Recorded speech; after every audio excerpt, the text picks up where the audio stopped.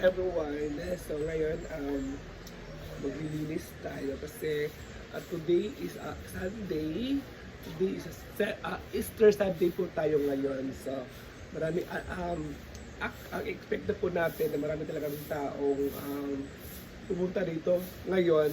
At sobrang linis na rin naman talaga yung ating area kasi nga lahat ng mga staff dito ay naglilinis na sila at lahat po ng mga trabaho ay ginagawa na po ng lahat para pagpasok ng ating mga bisita ngayon ay hindi sila ma-istorbo. So ngayon dito muna ako sa taas maglilinis, kaya samahan niyo po ako guys. Kaya hello, thank you so much. Bye. So ayan, dito na nga tayo, maglilinis na po tayo at magvo-voice over kasi wala naman tayong videographer o walang hawak sa ating phone. At yung boses ko, pasensya na talaga kasi may sipon ako at ubo. So ngayon mga mamshi, so ganito ako maglinis, kailangan ko talaga tanggalin muna yung mga kawali, yung mga nakakagulo or nakaka-distract dito sa ating lababo. Kasi unang-una talaga, tuwing umaga talaga, is ang una ko talagang tinitingnan ay yung lababo talaga. Kung maraming hugasin, naghuhugas talaga ako. So, hindi ko lang na video, naghuhugas po talaga kami kanina. So, nalit ko na video kasi ako nag-video, alas 7:30 na ako nag-video. So, naisipan ko na i-video ko lang muna to kasi for the content lang naman din to. Content din naman ang ginagawa ko. So, naglilis na talaga ako. Sinagad ko na maglinis kasi ako talaga ay naglilinis naman talaga ako dito sa Hinaguan Nature Farm. So, ngayon, medyo magulo pa. Ayan, so konti na lang natin na video. At ngayon mga ma'am, excuse me, nasasaing na rin ako. Ayan po yung ating kanin, sinaing na po natin para mas mamaya paggising ni madam ay kakain na lang tayo or magluluto na lang si Britney ng ulam. Kasi si Britney kasi nagluluto ng ulam tuwing umaga. So i-check muna natin after nito kung luto na ba yung kanin. So pahinaan muna natin para mas comfortable tayo, para hindi malaman natin na hilaw ba o dukot ba yung kanin. So ayan na nga mga mamshi, so punas-punas na naman tayo ulit. Punas, ayan. Punas tayo ng punas hanggang matapos. Ganyan naman talaga eh. After magpunas, naman tayo. Uupo naman din tayo, di ba? So, at pagkatapos natin magpunas-punas, ayan, so ililipit na natin yung mga upuan para tayo ay magwawalis at pupunasan yung ating table para maganda siya tingnan at malinis na rin siya. So ayan mga mamshi, ganyan ako maglinis pag table na dyan. Kasi unang-una gusto ko talaga ilahatan, ititiklop yung mga plastic na upuan para pagwalis ko ay diretso-diretso na yung trabaho natin para magwawalis. Kasi alam naman natin dyan, di ba, ang mesa ay medyo maraming kalat. So ayan, tinanggal ko yung mga dumi-dumi dyan. Yung mga basket, tinanggal ko. At ako talaga is nagkakapit talaga ako. So, nahirapan ako magsampay doon sa basket na yan doon sa taas kasi nahulog. So ayan, pupunasan na natin yung ating mesa para mas malinis talaga ng bonggang-bongga. O, diba? So linis muna tayo guys, ha? Maglinis muna tayo at magpunas muna tayo sa mesa.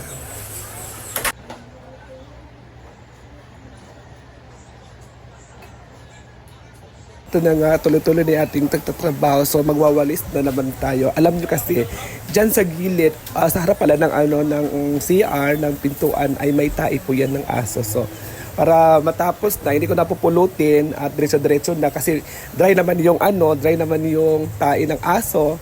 So, winalis ko na rin siya.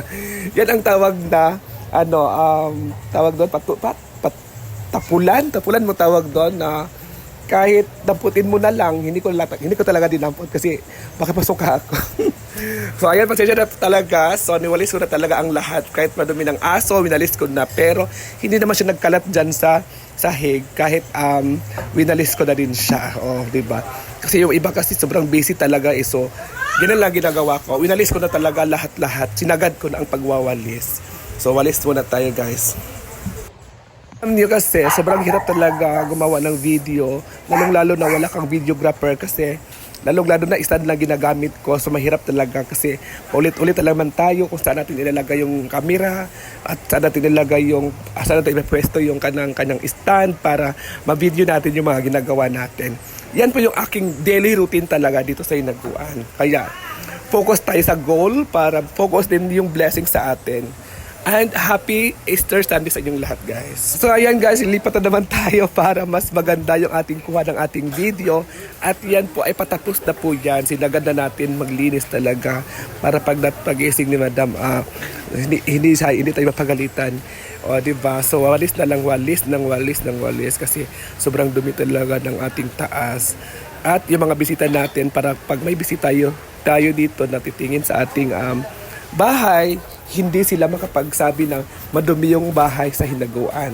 Para makapagsabi sila na maganda at malinis yung buong bahay. Kasi kagaya ngayon, nilinis natin ng bonggang-bongga at niligpit natin yung mga kalat.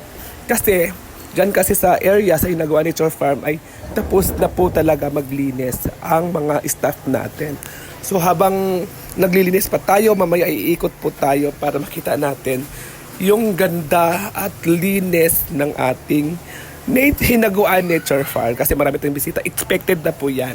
Kaya good luck sa atin, good luck sa Hinaguan, good luck sa mga staff na marami silang gagawin ngayon, marami silang trabahuin mamaya. So good luck guys and God bless. Bye! Hanggang dito na lang po tayo guys. So ayan na, tapos na tayo maglinis at nagsaing na rin ako.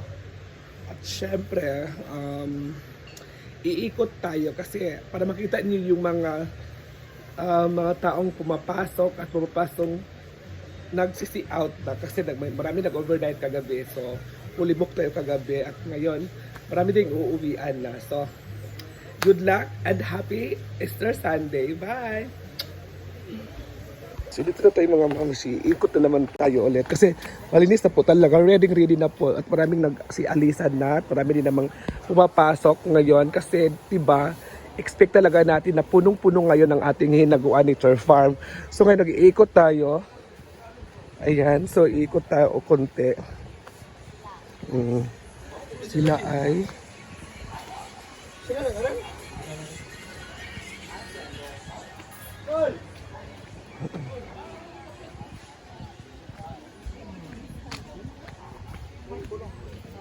hello, good morning. Good morning. So dito guys, sila ay marami na nagsiswimming o naglilinis pa talaga kasi sobrang nilinis talaga ng bonggang-bongga ang ating pool kasi marami talagang maliligo ngayon. So sila po ay malinis na. Diba? Sa mga nagtatanong dyan, ayan. Sobrang linis na po.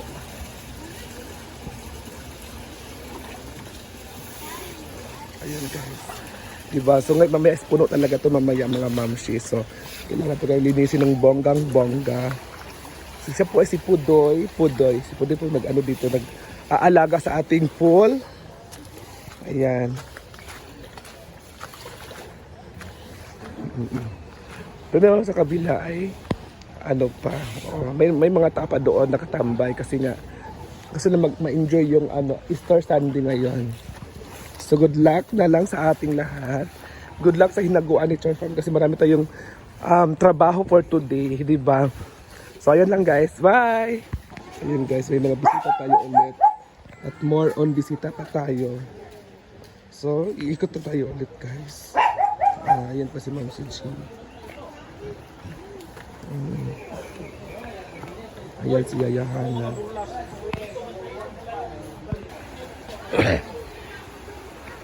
Ayan na guys. So, pauwi na po yung iba.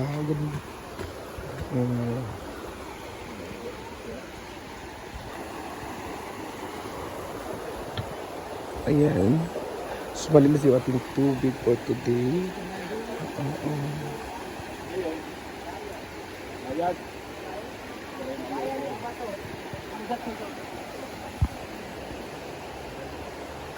Pauwi-uwian na po guys yung iba. So, di ba, nakita talaga natin yung area kung gaano kaganda yung area natin. So dyan po sila, yung iba ay mag-aano na sila guys. Yan lang muna mga mamsi. Hindi talaga siya matanggal guys. Oh, kita naman natin. Pero pag uulan kasi or babagyo ulit, may mga bato naman doon. At dito naman sa gilid may mga bato. Hindi talaga siya matatanggal basta-basta.